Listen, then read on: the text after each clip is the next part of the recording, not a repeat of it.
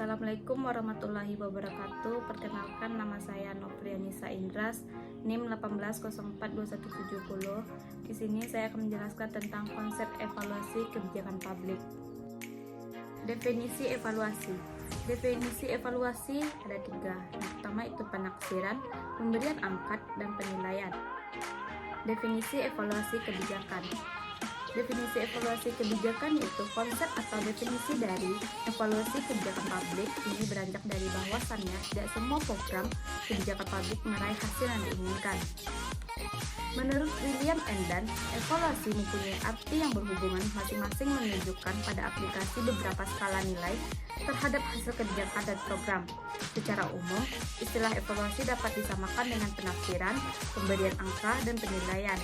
Kata-kata yang menyatakan usaha untuk menganalisis hasil kebijakan dalam arti satuan lainnya. Dalam arti spesifik berkenaan dengan prediksi informasi mengenai nilai atau manfaat hasil kebijakan.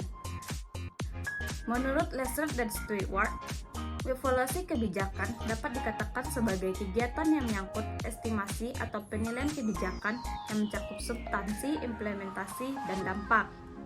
Anderson mengatakan penilaian atau pengukuran kebijakan termasuk isi, implementasi, dan dampak. Sedangkan Jones mengatakan suatu aktivitas yang dirancang untuk menilai keberhasilan program-program yang berbeda secara tajam dan spesifik objeknya, teknik pengukuran, serta metode analisisnya.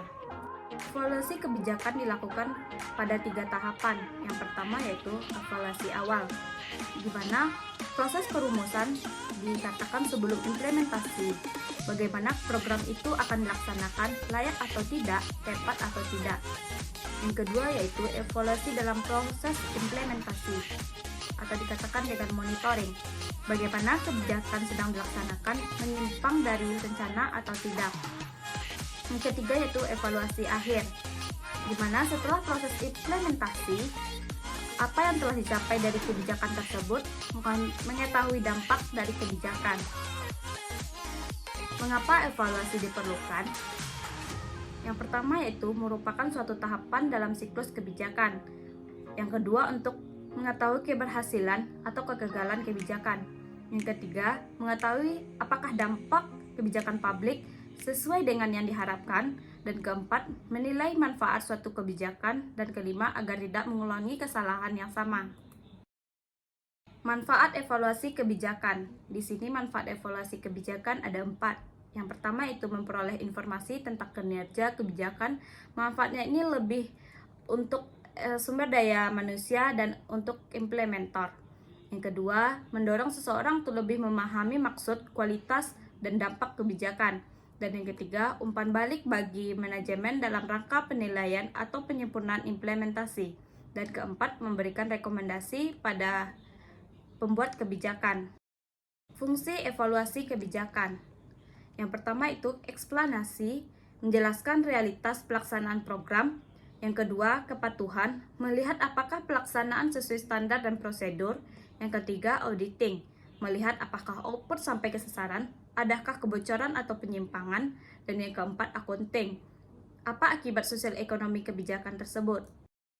Tujuan evaluasi kebijakan. Tujuan evaluasi kebijakan ada 4. Yang pertama, mengukur efek suatu program.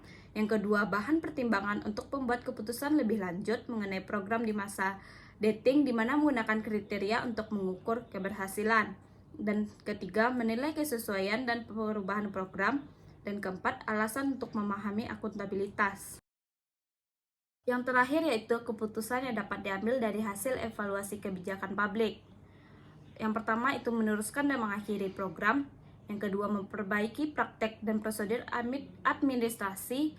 Yang ketiga, menambah atau mengurangi strategi dan teknik implementasi. Yang keempat, melembagakan program ke tempat lain. Yang kelima yaitu mengalokasikan sumber daya ke program lain. Dan keenam, menolak atau menerima pendekatan atau teori yang digunakan sebagai asumsi.